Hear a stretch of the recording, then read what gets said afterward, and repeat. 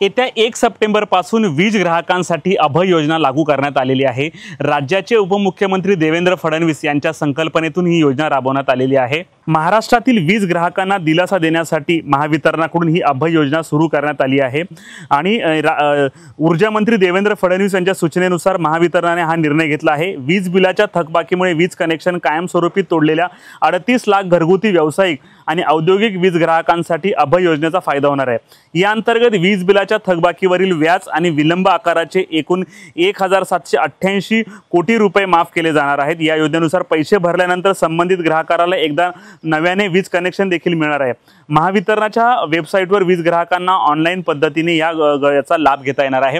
एकीकडे महायुती सरकारने लाडकी बहीण लाडका भाऊ योजना आणली होती, त्यानंतर वीज ग्राहकांना देखील हा एक चांगला दिलासा आहे। त्यामुळे तुमचं देखील असं वीज बिल थकलेलं असेल, त्याच्यावर व्याज लावलेले असेल, तर ही अभय योजना 1 सप्टेंबर पासून लागू झालेली आहे। या योजनेचा तुम्ही फायदा घेऊ शकता।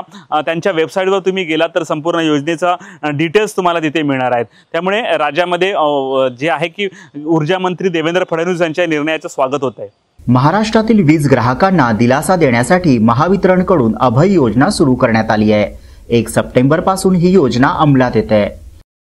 राज्याचे उपमुख्यमंत्री आणि ऊर्जा मंत्री देवेंद्र फडणवीसांच्या सूचनेनुसार महावितरणने हा निर्णय घेतलाय।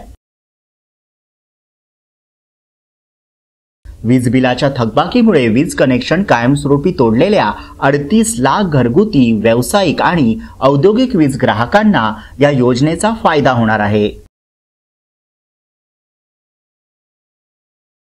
या अंतर्गत वीज बिलाच्या थकबाकीवरील व्याज आणि विलंब आकाराचे एकूण 1788 कोटी रुपये माफ केले जाणार आहेत।